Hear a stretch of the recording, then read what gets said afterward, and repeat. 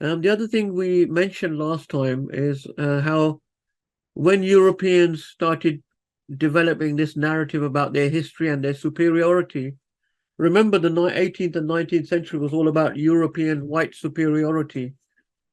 One of the things they did was they turned the world map upside down.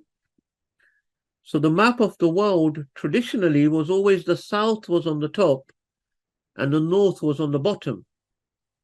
If you look at the Middle Ages, all maps of the world that were by Muslims or even other civilizations during that time, the map of the world, the south was on the top, the north was on the bottom. Right? So remember, Western civilization is really northern civilization. If you look at Western civilization, it's all the countries of the north, right? Britain, Western Europe, even Russia. And even if you look now at North America, all of these are northerly countries. So it would be quite more accurate to call them northern civilization or the north. The West is, I mean, for us, the West was Maghreb, which is Morocco. Yeah, these are northerners. Now, the northerners, they were at the bottom of the map, right? They were basically at the bottom of the world. How we look at Australia today, when we think about Australia, we think, oh, they're down under.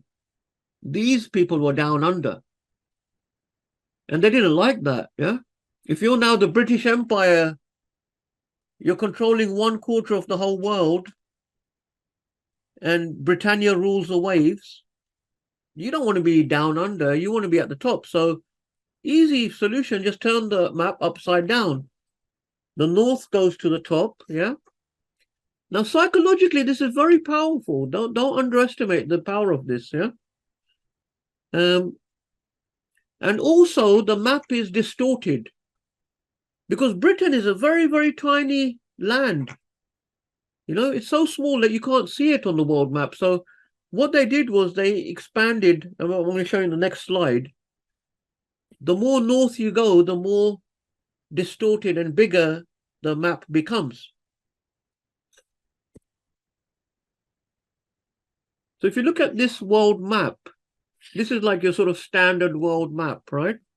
That you find in textbooks and on your wall and everywhere. If you look at this world map, look at the lines of longitude. The lines of longitude are the ones that go north to south, yeah? These lines that go north to south, look at them. They're sort of curving a little bit, yeah? Now, in reality, because the world is a globe, so really all of these lines at the top, they should meet at the top at one point, right? All of these lines of longitude, they should meet at one point at the top, but they don't meet, they're opened up. Can you see how they're opened up? This is not accurate. The size of these countries is not proportionate to the reality. So if you look at this map, if you look at, for example, Canada or Greenland, look how massive Greenland is because it's very northerly. Greenland is nearly the size of Africa. But in reality, Africa is much, much bigger than Greenland. So if you look at Western Europe, it's quite big. But in reality, the whole of Western Europe fits inside Algeria. It fits inside Algeria. So by drawing the map like this, you're making, the more northerly you are, the more distortedly expanded the size of your country. And the more near the middle you are, the more distortedly smaller you become, the more near the equator here.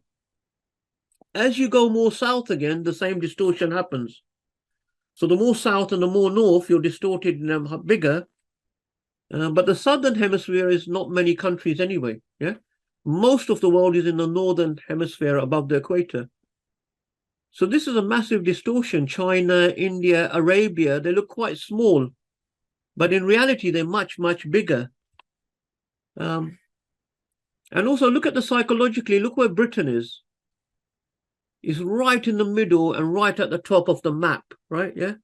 Very, very commanding position of the British Empire, looking down upon the rest of the world. Yeah. This is even more distorted because at least in the previous one, they were sloping a little bit in. This is when they're completely straight, the lines. Yeah, so this is even more distorted when they make the lines completely straight, yeah? Can you see how Russia has become more stretched out? And these parts at the north are more stretched out than they should be. This is how it really looks like. So if you get an actual globe, and I advise everyone to get hold of a globe if you don't have one, there you see the true size of the different countries, yeah? As you can see, the lines of longitude, they join up until they join at one point. Yeah, that's how they should be joining up at one point. So you see how huge Africa is?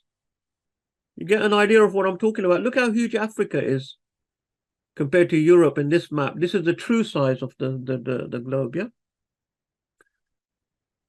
This is where they've attempted to be more realistic. This is better. This isn't completely perfect because they don't meet completely, but this is where they've tried to be more accurate and proportionate, yeah? And this is, once again, they've tried to make it more much more accurate because they've actually split it up like a globe. So here you can see the actual sizes of the countries, yeah, compared to each other. This is what you do when you turn the upside down, how it's supposed to be, with the south at the top and the north at the bottom. So you can see Britain now is somewhere down here near the bottom of the world. Psychologically, that's devastating, yeah.